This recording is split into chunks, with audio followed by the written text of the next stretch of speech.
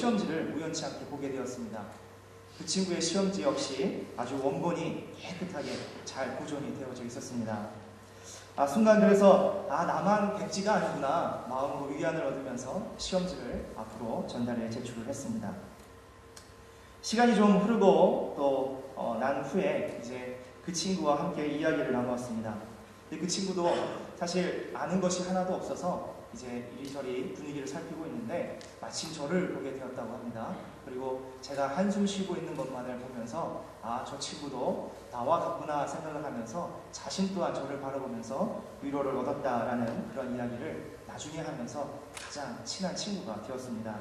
그리고 저는 이제 대학을 졸업을 하고 신대원으로 진학을 했고 그 친구는 전자공학의 전공을 잘 살려서 이제 한국에서 차량용 블랙박스를 만들고 또 자동차의 모든 상태를 디지털화해서 표현하는 그러한 장치를 개발하는 회사의 연구원으로 일을 하고 있습니다. 오늘 아침에 제가 이렇게 잠시 대학 시절의 이야기를 말씀드리는 것은 바로 이 수학, 산수에 관해서 말씀을 나누고 싶기 때문입니다. 여러분, 학창 시절에 이 수학 과목을 좋아하셨습니까? 이 수학의 출발은 가감승제, 즉 더하기, 빼기, 곱하기, 나누기, 이 사칙연산이라고 할 수 있겠습니다. 그런데 이 사칙연산은 수학에서뿐만이 아니라 우리 그리스도인들의 삶, 바로 신앙생활에도 나타나야 한다는 사실을 여러분들 기억하시기를 바랍니다. 더해야 할 것이 있고 빼야 할 것이 있습니다. 그리고 곱해야 할 것이 있고 또 나누어야 할 것이 바로 우리의 삶에 나타나야 된다는 사실입니다.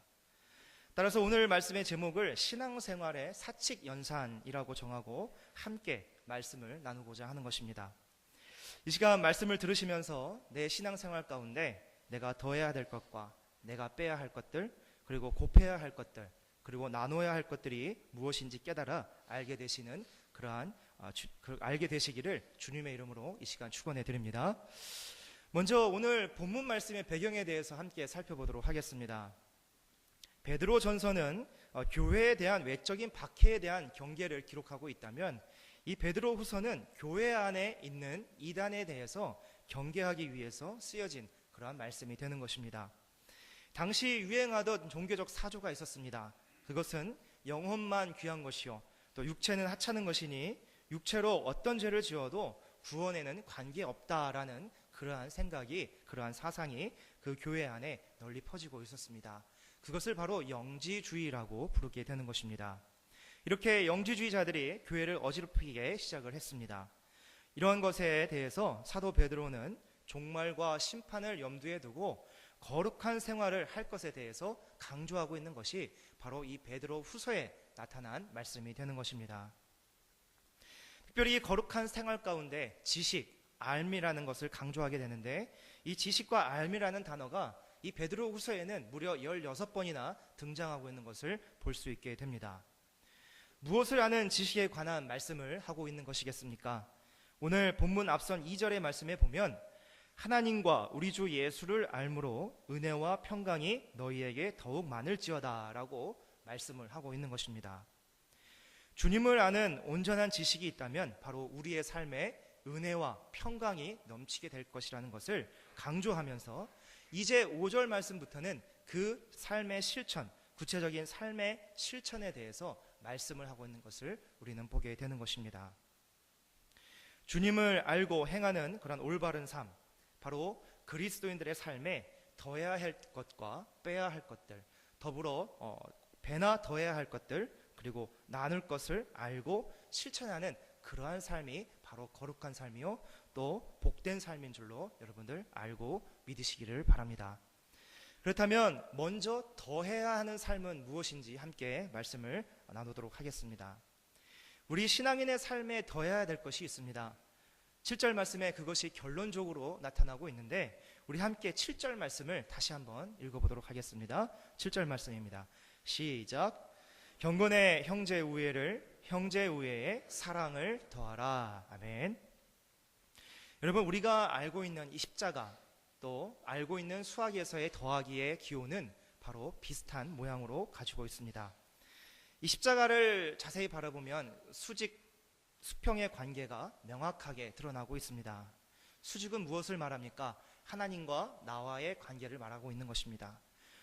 십자가를 보면 이렇게 하나님과 나와의 관계에 있어서 내가 더해야 하는 삶은 무엇인가 생각해 볼 수 있게 되는데, 바로 이 7절 말씀에 나타나는 바와 같이 7절 말씀에 보면 경건함을 더해야 하는 것에 대해서 말씀을 하는 것을 보게 됩니다. 이 경건의 삶은 바로 하나님의 말씀으로 이룰 수 있게 된다는 사실을 여러분들 믿으시기를 바랍니다. 따라서 우리의 삶이 아무리 분주하고 바쁘고 또 정신이 없다 할지라도 하나님의 말씀을 듣는 일과 또 읽는 일, 그리고 배우는 일에 그 일을 더 해야만이 바로 우리의 삶이 경건한 삶을 유지할 수 있게 되는 것이며, 또 그렇게 이루어갈 수 있다는 사실을 여러분들 꼭 기억하시기를 바랍니다. 하나님과 나와의 관계에서 이 경건한 삶이 우리의 삶 가운데 더하시기를 간절히 바라는 것입니다. 그래서 말씀을 사모하시고 이 말씀이 있는 곳에 언제든지 적극적으로 참여하시는 여러분들의 신앙생활이 되어야 할 줄로 믿습니다.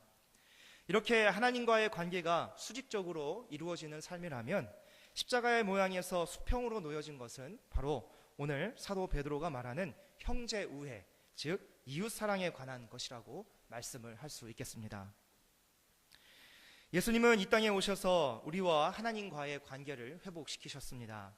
또한 우리에게 새 계명을 주시고 서로 사랑하라고 강조하셨습니다. 오늘 베드로 사도는 이 사랑을 기본으로 하는 관계를 말씀하고 있으면서 다시 한번 강조하는 것이 그 사랑으로 이루어진 관계 위에 다시 사랑을 더하라는 그러한 말씀을 하고 있게 되는 것입니다. 사도 바울은 골로새서 3장 14절에서 이 모든 것 위에 사랑을 더하라, 이는 온전하게 매는 띠니라 라고 말씀을 하면서 모든 삶의 결론을 결국에는 사랑으로 맺게 된다라는 사실을 우리에게 알려주고 있는 것입니다. 더해도 또 더해도 계속 더해도 부족함이 없는 것이 바로 사랑이라는 사실을 여러분들 믿으시기를 바랍니다. 우리가 신앙인으로서 사랑을 하는 삶을 더하는 삶을, 사랑을 더하는 삶을 우리가 살고 있는지 나 자신을 돌아보시면서, 또한 하나님과의 관계에서 내가 말씀으로 경건한 삶을 유지하기 위해서 노력해가는 그러한 삶을 살고 있는지 한번 뒤돌아보시면서 이렇게 경건함과 사랑을 더하실 수 있는 여러분들의 신앙생활이 되시기를 이 아침에 축원해 드립니다. 다음은 빼기의 삶입니다. 신앙인의 삶이 세상 사람들과 달라야 하는 이유는 바로 이 빼는 삶에서 반드시 나타나게 되어져 있습니다. 그렇다면 우리의 삶에서 빼야 하는 것은 무엇입니까?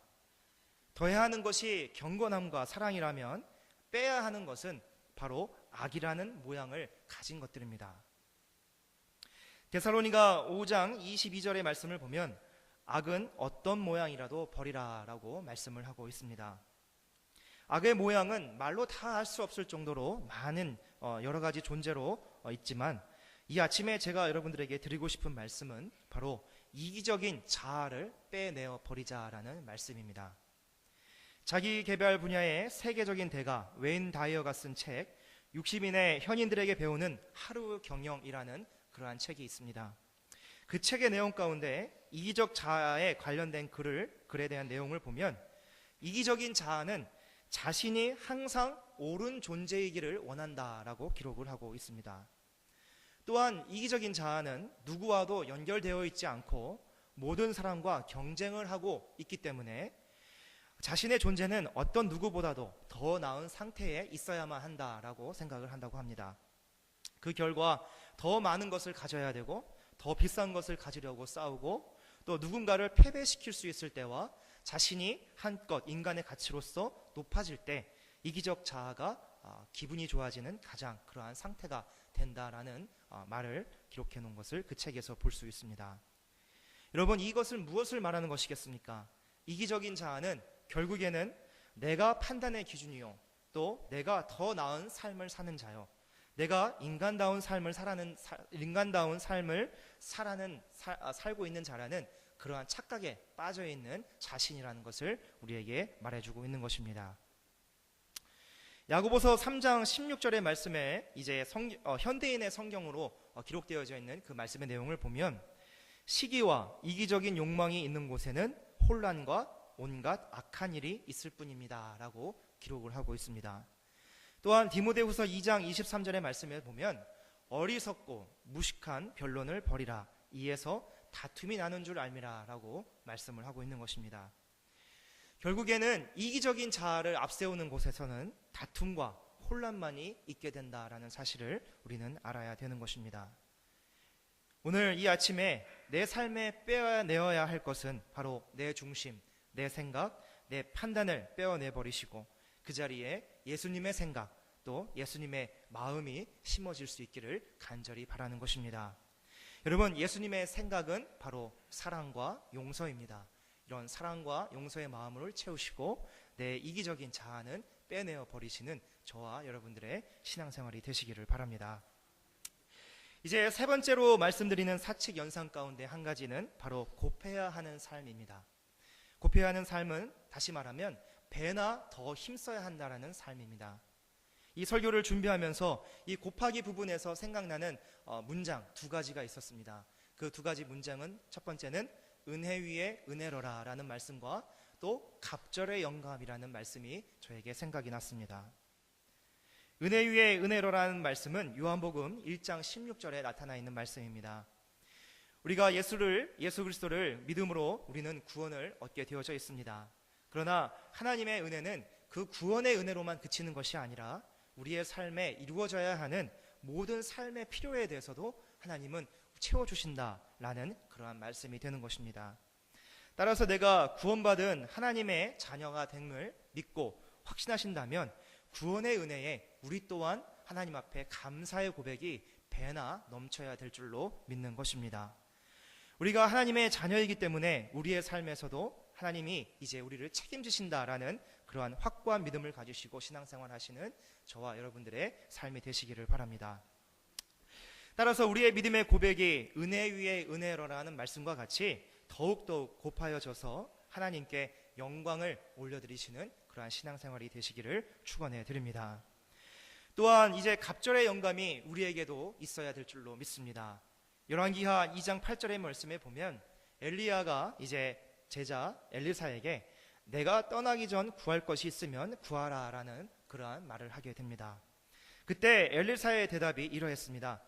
당신의 성령이 하시는 역사가 갑절이나 내게 있게 하소서, 이렇게 고백을 했습니다. 우리 성도는 믿음과 신앙의 고백을 하나님께 갑절로 드려도 부족함이 없을 것입니다. 또한 우리가 하나님께 구하는 것도 이렇게 갑절로 구하여도 결코 부족함이 없다라는 사실을 여러분들 기억하시고 믿으시기를 바랍니다. 엘리사는 이 성령의 역사하심을 갑절이나 구했습니다. 따라서 우리가 기도할 때 나에게도 이 성령의 역사가 갑절이나 임하게 하여 주옵소서, 그렇게 기도할 수 있는 여러분들의 기도 생활이 되시기를 바랍니다. 그리하여서 은혜 충만하여지고 그리하여서 성령 충만하여지는 여러분들의 신앙생활이 되시기를 간절히 축원해 드립니다. 이제 마지막으로 나누는 삶은 나누는 삶에 대해서 말씀해 드리겠습니다. 더하고 빼고 곱하여 이제 마지막으로 나누는 삶이 우리에게 이루어져야 할 줄로 믿습니다. 성경은 나누는 자의 삶에 대해서 많이 보여주고 있습니다. 구약시대 율법에도 가난한 자에게, 소외된 자에게 많이 나눠줄 것을 명령을 하고 있습니다. 또한 성경의 역사 가운데 나누는 삶이 가장 아름답게 나타난 곳이 바로 초대교회에서의 삶이었습니다. 사도행전 2장 45절의 말씀에 보면 또 재산과 소유를 팔아 각 사람의 필요를 따라 나눠주며 라고 기록을 하고 있습니다.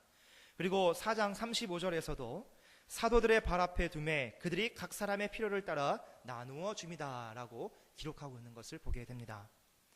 가난한 자, 소외된 자를 돌아보고 함께 나누는 삶이야말로 하나님께서 원하시는 성도의 삶이라는 것을 우리는 기억해야 되는 것입니다. 우리의 눈을 조금만 돌려서 우리의 주변을 바라보면 우리의 사랑을 실천해야 할 대상이 누구인지 알 수 있게 됩니다. 그리고 그렇게 함께 도울 수 있을 때 우리가 아름다운 뉴욕 성결교회 공동체가 된다는 사실을 여러분들 꼭 기억하시기를 바랍니다. 그리고 우리에게 나누어야 할 것 또 한 가지가 있습니다. 그것은 결코 변하지 않는 진리, 바로 복음이라는 것입니다. 이 복음의 역사는 내 안에서 먼저 이루어져야 합니다. 내가 죄인임을 고백하고 나의 주인은 오직 예수 그리스도이십니다라는 고백이 내 안에서 있어야 합니다. 그리고 이 복음의 역사가 내 안에서뿐만이 아니라 아직 예수 그리스도를 구주로 영접하지 않은 자들에게 그들로 새 생명을 얻게 하기 위해서 이 복음은 또한 나누어져야 한다는 사실을 여러분들 반드시 기억하시기를 바랍니다. 이렇게 더하고 빼고 곱하고 나누는 삶을 통해서 우리는 이 삶을 살기 위해 더욱더 부단히 애쓰고 노력하지 않으면 이러한 삶을 이룰 수 없게 될 것입니다. 오늘 8절 말씀 다시 한번 보도록 하겠습니다. 오늘 8절 말씀에 보면 이런 것이 너희에게 있어서 흡족한즉이라고 말씀을 하고 있습니다. 여러분, 우리 모두가 하나님 보시기에 또한 우리 자신 스스로도 흡족한 신앙생활을 해야 될 줄로 믿습니다. 이제 오늘 말씀을 정리해서 다시 한번 말씀을 드리도록 하겠습니다. 여러분, 더해야 할 것은 바로 경건함과 사랑이라는 것입니다. 빼야 할 것은 이기적인 자아의 모습이라는 것입니다. 배나 더해야 할 것은 하나님을 믿는 믿음의 고백과 또 성령의 충만함을 갑절로 구해야 된다는 것입니다. 그리고 나누는 것은 서로의 필요를 채워주면서 예수 그리스도의 복음으로 함께 나눌 수 있어야 한다는 말씀을 오늘 본문 말씀을 중심으로 해서 여러분들에게 드리고 있는 것입니다. 더하고 빼고 곱하고 나누는 이 사칙 연산의 신앙생활을 통해서 부디 하나님과 나 자신에게 흡족한 신앙생활을 날마다 영위해 가시기를 이 아침에 진심으로 축원해 드립니다. 기도하시겠습니다. 하나님, 은혜와 사랑에 감사를 드립니다. 오늘 말씀을 통해서 내 모습을 바라봅니다. 물론 연약하고 부족하지만 사랑과 경건의 삶을 더하여서 하나님과 친밀한 교제를 누리는 우리들의 삶이 되게 하여 주옵소서. 내 안에 이기적인 자아를 버리게 하시고 다툼과 분쟁의 원인이 되지 않게 하시고 예수 그리스도의 용서와 사랑의 마음이 내 안에 가득 채워지게 하여 주시옵소서. 죽을 수밖에 없는 죄인을 구원해 주신 하나님의 은혜에 감사의 고백을 배나 더 드리게 하옵시고 주의 성령을 우리에게 충만히 부어주사 갑절의 영감이 우리 영혼에 깃들게 하여 주시옵소서. 하나님, 우리의 시선이 하나님의 시선과 같게 하여 주옵소서. 내 주변을 돌아보아 이웃과 아낌없는 삶을 나누게 하여 주옵소서. 연약한 자들에게 나눌 수 있는 마음과 또한 그들에게 복음을 나누어 그리스도의 사랑을 실천하며 그들로 예수님의 사랑을 경험케 하여 주옵소서. 이런 흡족한 신앙생활이 우리의 목표가 되게 하심에 감사를 드리옵고 우리 구주 예수 그리스도의 이름 받들어 감사드리고 기도하옵나이다. 아멘.